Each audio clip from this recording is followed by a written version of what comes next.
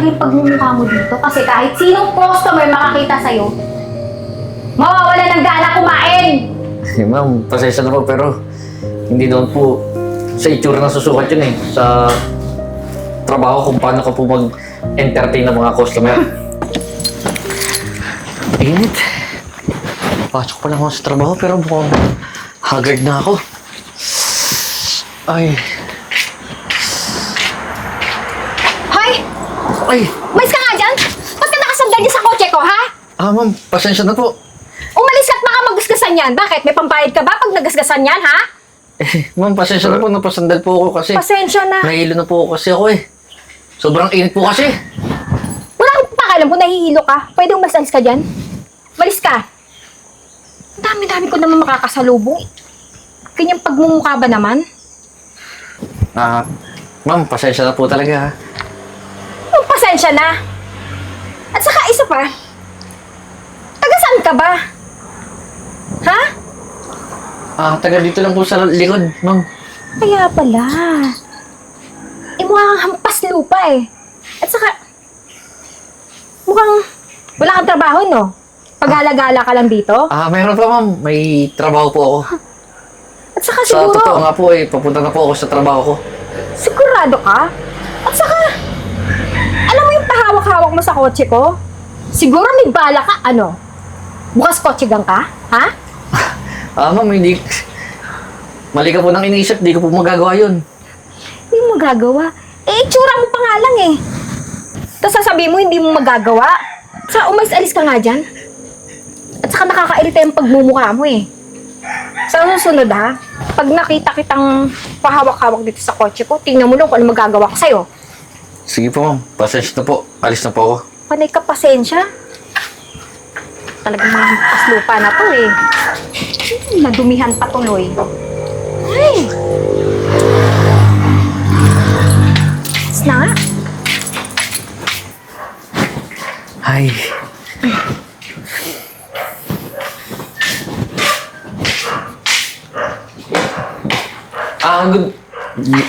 Good morning pa, ma'am.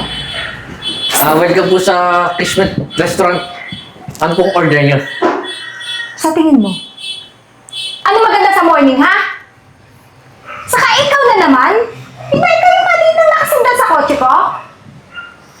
Ma'am. Pasensya na po talaga.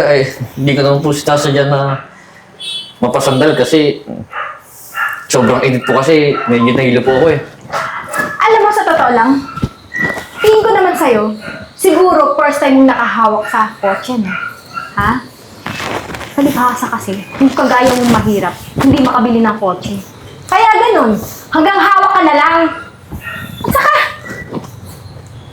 dito ka pala nagtatrabaho? Buti tinanggap ka. Ma'am, ano po bang mali sa akin eh?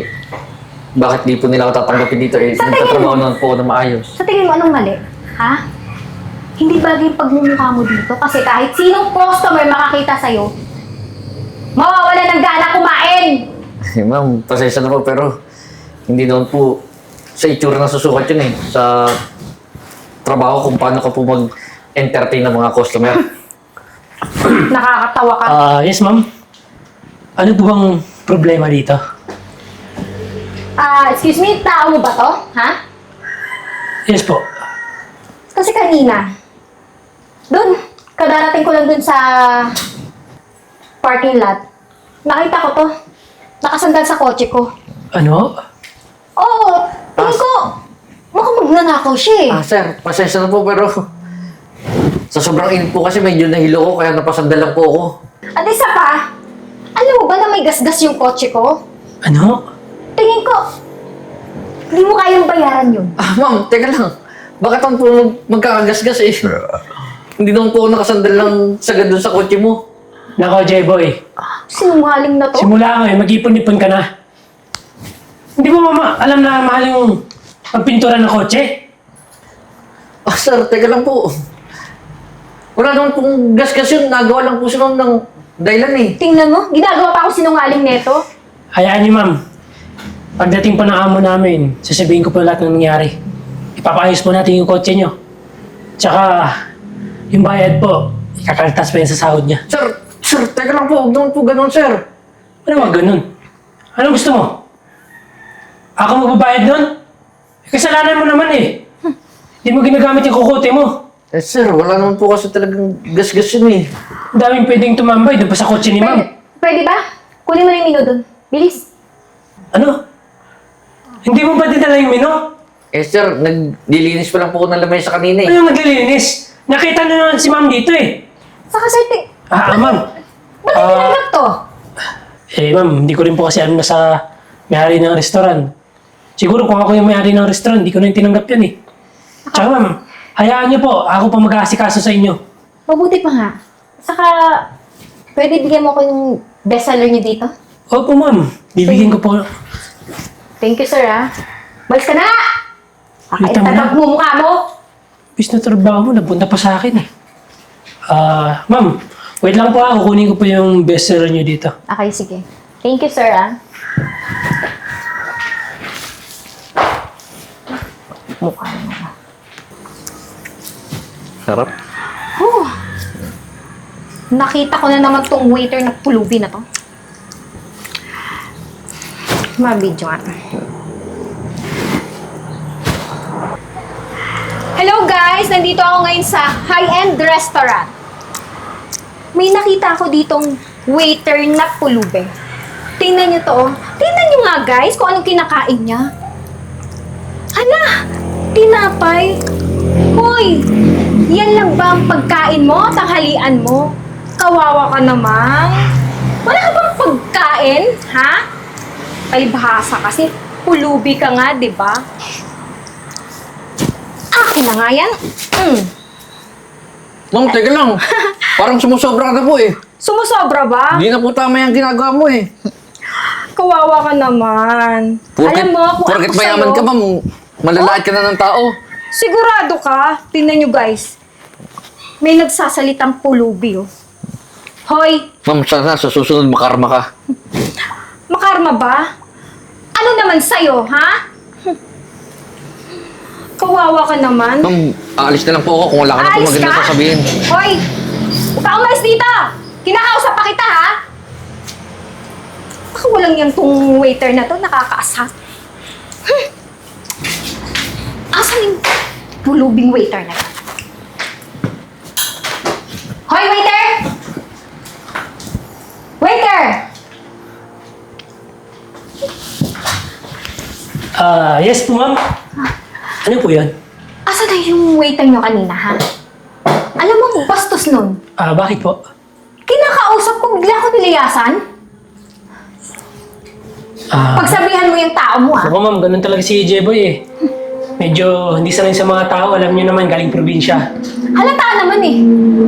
Gusto ma'am, gusto niyo, ipatawag ko. Sige, tawagin mo nga. Hindi pa ako tapos sa kanya. J-Boy! J-Boy!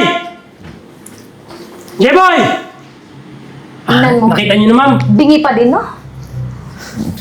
Hoy! Yes po, sir. Ikaw masyado kang pilosopo eh. Kinakausap ka kanina ni ma'am. Hindi mo nga. ba siya narinig? Eh, sir. Nagbe-break time lang naman po ako kung ano na po pinagsasabi sa akin. Tsaka, sir, yung kinakain ko po, Break time? tinapon niya. Isang oras? Break time? Nagsisinungaling yan. Hindi tunay yung sinasabi niya, na. Kaya huwag kang maniwala. At saka, kinakausap pa kita kanina, ha? Ba't mo ko nilayasan, ha? Ma'am, magsabi ka naman po ng totoo. Bakit po puro paninira yung... Ikaw, J-Boy, sawa na ako, puro kakadailan eh. Sa tingin mo sa atin dalawa, sino yung nagsisinungaling, di ba? Ikaw yung mukhang nagsisinungaling. Ano? Ma'am. Ganito na lang po, ma'am. Gusto niyo? Ma'am, may natawag po siya, ma'am. Tumatawag po. Hello, sir?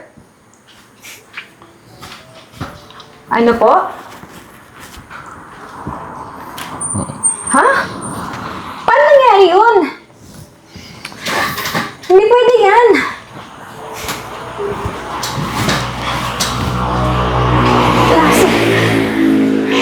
Sige po. Salamat. Tingnan mo. Ano nangyari sa negosyo ko, ha? Ma'am, Yung ma'am. kasosyo ko, ha? Nag-back up. Ano po? Dahil sa kagagawan mo. Anak ko, ma'am. Ano? Kay sir na lang po kayo magpaliwanag. Siya naman po may-ari ng restaurant eh. Ano sabi mo? Ha? Alam mo ba kung paano nangyari yan? Kasi viral ka na sa social media. Alam mo kung hindi ka pa naman tanga o bobo, nilive mo pa talaga yung mga kalokohan na pinagagawa mo sa waiter ko? Teka lang sir. Ako pa talaga yung bobo? Ah, Ba't sir. hindi mo pagsabihan yan? Teka lang po. Ano po bang nangyari? Si Jeboy naman may kasalanan eh. Sir, Alam mo, isa ka pa eh. Naturingan ka pa ng manager dito sa restaurant, kinokonsinti mo ang maling ginagawa ng customer. Sir. Hinahayaan mong abusuhin yung waiter ko dito? Ano po? Sir, ang pagkakalam ko lang po kasi, si Jeboy may kasalanan eh. Totoo Nasira naman niya yung eh. kotse ni ma'am. Oo. At saka nagasgasan niya. Kaya kailangan niyang bayaran. Huwag kang magsinungaling, ha? At huwag kang sumasagot-sagot sa akin dahil ako yung may-ari ng restaurant na to kaya wala kang karapatan na apak-apakan yung mga tao ko dito. Alam mo, napakatanga mo. Kasi viral na sa social media yung pinagagawa mo, di ba? Ha? Yung panglalait mo sa waiter ko? Yung pang-aapak mo sa kanya? Pangmamaliit? Ngayon, trending ka na sa social media. At alam mo ba kung bakit ka nawala ng ka-business partner? Ha? Dahil nakita nila kung gaano ka kasama. Nakita nila yung totoong kulay mo. Nakita ng lahat. Lahat ng mga Pilipino nanonood sa online, live, at kahit saang platform ng social media. Di ba? Kasi nga, kilala na kita. Alam ko na yung gawain mo. Kasi ikaw yung matagal na pinaghahanap ng mga matataas na tao dahil sa mga kalokohan pinagagawa mo. Kalokohan? ma'am, O baka naman ikaw yung may gawa nun? Wala kang karapatang sagot-sagutin ako, ha? Customer ka lang dito. O baka gusto mo, ipakulong kita. Total, dahil viral ka na, kahit saan ka pa magtago, hindi ka na makakalusot. Dahil kahit sino maghahanap sa'yo, dahil sirang-sira ka na sa online. nakita niyo na ma'am. Kasalanan niyo naman pala eh. Alam mo ma'am, ang mas mabuti mong gawin, humingi ka na ng tawad. Lalong-lalo na po kay sir. Ikaw manahimik ka. Balimbing Wala ka. kang karapatan. Isa ka pa. Alam mo, ikaw Francis, pasensyahan tayo ha. Kasi kabisado ko na yung ugali mo eh. Alam na alam ko na kung gaano ka kasama. Isa ka pa, wala ka rin silbi dito sa restaurant ko. Teka lang Pati sir. kapwa mo katrabaho ha, ilalaglag mo. Para ano? Para ikaw yung bida? Ngayon, wala ka ng trabaho dahil tatanggalin na kita. Ano po? Sir. Sisante ka na. Alam ko naman sir na nagkamali ako. Talaga nagkamali ka. At yung pagkakamali mo na yun, hindi mo na yun maaayos. Dahil hindi na mababago yung ugali mo. Magsama kayong dalawa. Excuse me, sir. Pasensya na po sa nagawa ko sa tao mo. Sir, patawarin mo na ako. Alam ko mali yung ginawa ko eh. Sana mapatawad mo ko. Kaya nga Jeboy. Please. Alam mo naman palang mali eh. Pero pasensya na ha. Damage has been done. Kaya kung ako sa'yo, umalis ka na dito at ban ka na sa restaurant na to. Jeboy, baka pwede kausapin mo si sir. Alam mo naman na may pinagsamahan din tayo, di ba? Francis, pasensya na. Mapapatawad ko naman kayo pero hindi nyo na mawawala yung sakit na ginawa nyo sa akin. Huwag kang mag-alala dyan, boy. Dahil bibigyan kita ng posisyon dito. Ikaw yung papalit bilang manager dito sa restaurant na to. Total, wala na tayong manager eh. Sir, maraming salamat po Tsaka huwag po kayo mag-alala. Mas pagbubutihin ko pa po trabaho ko. Ano, Francis? Kakaingit, di ba? Wala eh. Sinayang mo yung posisyon na binigay ko sa'yo. Tama lang yung nagawa ko sa'yo. Ngayon, hindi ka pa aalis? Magsama kayong dalawa. Patawad po ulit, sir.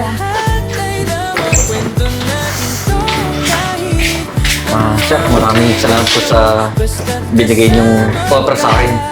Wala naman yan, Jaboy. Tsaka, isa pa, sana baguhin mo rin yung ugali mo na basta-basta ka na lang magpapaapi. Pag alam mong hindi na tama yung ginagawa sa'yo, manlaban ka.